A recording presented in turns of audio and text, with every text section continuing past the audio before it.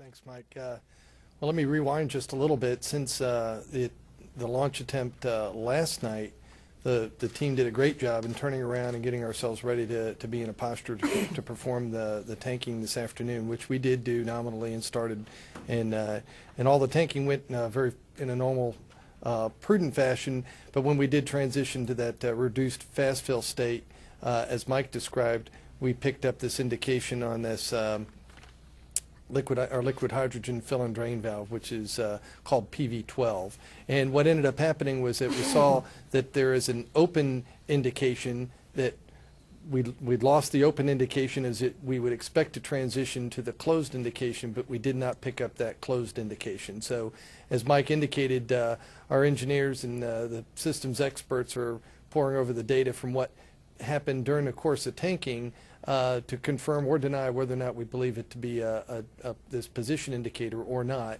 But then again, our current troubleshooting plans have us go towards trying to cycle that valve and try to ascertain and determine whether or not first verify the functionality of this valve, and then also try to ascertain whether or not its position indicator is really the potential culprit. Based on our discussions earlier this evening, at this point, we're going to perform that troubleshooting after we've completed the boil off of the external tank hydrogen and after we've inerted, purged and inerted the system down to less than 1% hydrogen. So that should take place sometime mid to late afternoon, tomorrow afternoon, and hopefully we'll collect that data and be able to meet as a technical community and talk that further and be prepared to brief the management team Thursday at noon. Or before, with at least the preliminary results and the forward path that we expect to take. The other issue that Mike referred to, as we were in the process of performing tanking, the hazardous gas systems engineers noticed a very slight increase of hydrogen concentration at the left-hand tail service mast area, and it basically correlated to when we were increasing some pressure as we were going to a reduced fast fill state, and then towards the position or towards the state of topping. So as the pressure was increasing, that we were increasing it on the tank, we saw up to 2157 parts per million of hydrogen in the tail service mass. The hazardous gas launch commit criteria provides for a maximum limit of 10,000 parts per million, or yes, 10,000 parts per million. So we were really not anywhere near violating that limit, but we saw a signature that during this particular tanking that was not the same as what we saw at yesterday's tanking attempt. During yesterday's attempts, those leak detectors were at baseline and showed no leak indication. So that's just as Mike indicated.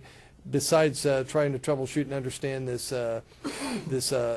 fill and drain valve issue, we also want to take occasion and opportunity to go into the tail service mast, perform some mass spectrometer leak checks around the tail service mast, and if we do isolate any particular leak, perform some torques in the vicinity of the tail service mast to basically increase and ensure our posture is going to be acceptable for launch.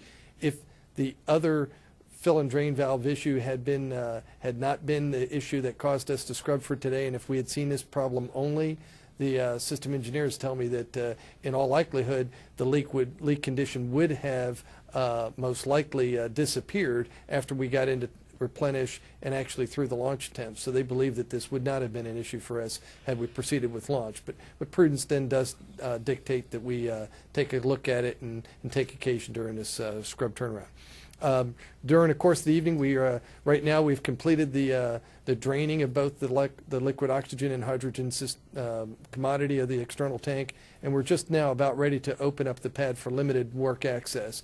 And during the course of this turnaround, we'll be performing some flight crew equipment destowage activities, gaining some limited access back in, and then doing some main engine and other cryo systems turnaround in support of the 48-hour scrub turnaround. And again, we'll be continuing to boil off the residual hydrogen in the tank and getting ready to inert it for tomorrow afternoon for us to perform this cryo, these valve cycle tests, and also to gain access to the tail service mast. And in essence, we'll try to set forward towards getting together for another tanking attempt Thursday afternoon, predicated on the fact that we understand and can explain the condition that we saw this afternoon. Thanks.